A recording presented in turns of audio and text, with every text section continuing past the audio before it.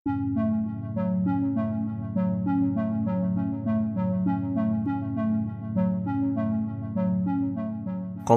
Tionghoa Indonesia memiliki sejarah panjang dan telah mengakar dalam budaya Indonesia selama berabad-abad. Mereka terintegrasi terasimilasi dalam masyarakat di Indonesia Nusantara dengan bahasa utama bahasa Indonesia saat ini. Di sisi lain di Malaysia, komunitas Cina juga memiliki sejarah saat migrasi ke Semenanjung. Tetapi kadang-kadang menghadapi tantangan sosial dan politik yang berbeda, termasuk isu-isu seperti ketegangan etnis. Dan bahasa ibu umumnya adalah bahasa Mandarin, Hokkien, dan Kantonis. Selanjutnya, wanita Cina Malaysia menjelaskan perbedaan antara Tionghoa Indonesia dan Cina Malaysia. Mari kita simak. Cina Malaysia dan Cina Indonesia, biasanya Cina di Malaysia, diorang cakap bahasa Melayu, ada slang diorang. Ada slang. I cuba buat. Hari ini sudah makan nak? Nanti kita pergi itu kedai, lepas tu kita beli loh. Inilah Cina Malaysia. Memang sekarang kita untuk beban guru, kita memang banyak langkah sudah dilakukan dan kita akan terus memantau, dan tetapi dari kekurangan staf kita memang akan memandangkan staf yang untuk memberi sokongan adalah anggota pentadbiran. Kita akan mengikut kepada, selain daripada yang tetap kepada semua sekolah, kita juga akan mengikut kepada enrolment murid. Jika sebuah sekolah enrolmentnya lebih, murid lebih, tentu jawatan untuk anggota pentadbiran akan ditambah. Okey, selain daripada itu, berkenaan dengan inisiatif kebajikan guru di pedalaman, memang kita ada allowance yang diberikan tambahan kepada guru dan juga guru besar yang ditempatkan di kawasan pedalaman. Berkenaan dengan insiden yang itu di store itu, yang tinggal di store itu, ini kita memang akan mengambil satu tindakan dan akan mengambil tindakan susulan mengapa keadaan ini berlaku. Jadi kita akan memantau, memang akan tiap-tiap hari memang ada insiden yang tidak sama, tapi kita akan menguruskan setiap insiden dengan sebaik sekali. Kalau Cina kat Indonesia, I really hope someone could split with me with this video. Sesiapa yang Cina dari Indonesia TikToker, I don't know how they speak, tapi I assume lah diorang semua speak better bahasa Malaysia daripada kita, to be honest. So jangan jadi macam Malaysia, Cina punya Malaysia. Diorang cakap bahasa Melayu ini macam punya. Sebagai Chinese Indonesian, kita bahasa ibu adalah bahasa Indonesia. Mengapa? Karena kita lahir, kita sudah cakap bahasa Indonesia kepada orang tua kita. Ya, orang tua kita sendiri tak bisa bahasa Mandarin, ya. Nah, kalau kalian orang-orang Malaysia Chinese itu lahir itu sudah cakap sama papa mama pakai bahasa Mandarin, ya.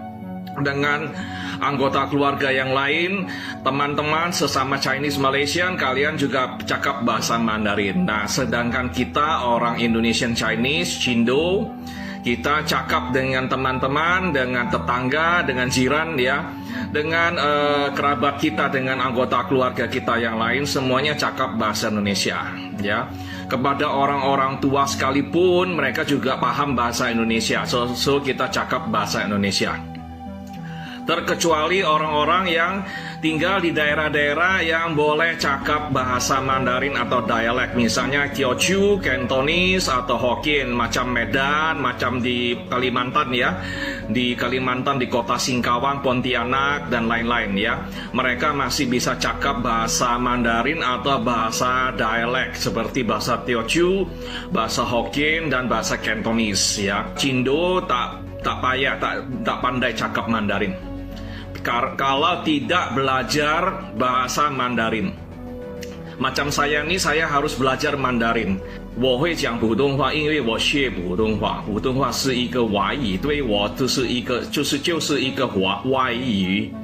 Wai, ya bahasa asing buat kita, bukan bahasa ibu kita. Beda Tionghoa Indonesia dan Malaysia. Tionghoa Indonesia itu lebih patriotik loh dibanding Malaysia. Tionghoa Indonesia lebih bangga dibilang orang Indonesia daripada orang China. Kedua, Tionghoa Malaysia biasanya masih bisa berbahasa Mandarin. Biasanya Tionghoa Malaysia di rumah masih menggunakan bahasa Mandarin sehari-hari. Sedangkan Tionghoa Indonesia lebih pasti berbahasa Indonesia. Bahkan banyak yang nggak bisa bahasa Mandarin loh. Yang ketiga, Tionghoa Indonesia udah tidak punya nama China. Biasanya namanya sudah full Indonesia. Sedangkan orang Malaysia biasa namanya masih Mandarin.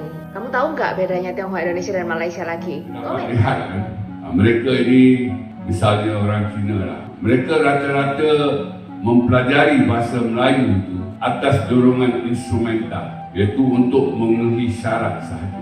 Lulus mata pelajaran wajib bahasa Melayu, kalau tidak segala peperiksaan itu dikira gagal. Jadi dengan mereka mempelajari bahasa Melayu atas dorongan instrumental, nak penuhi syarat lulus dalam peperiksaan, maka saya kira itu antara sebab mengapa bahasa Melayu mereka tak begitu baik.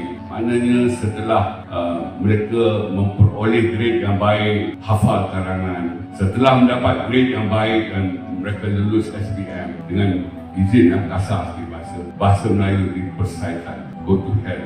Jadi malam sekali lah, bahasa Melayu adalah satu-satunya bahasa negara di dunia yang tidak diketahui sepenuhnya oleh anak watannya. Tidak ada di tempat lain di dunia rakyatnya tidak mengetahui bahasa negara. Tidak ada. Kalau kita lihat di Indonesia, mereka mengangkat bahasa Melayu sebagai bahasa negara, diberi nama bahasa Indonesia, dan kita dapat lihat kuasa bahasa itu memang ada untuk penyatu paduan.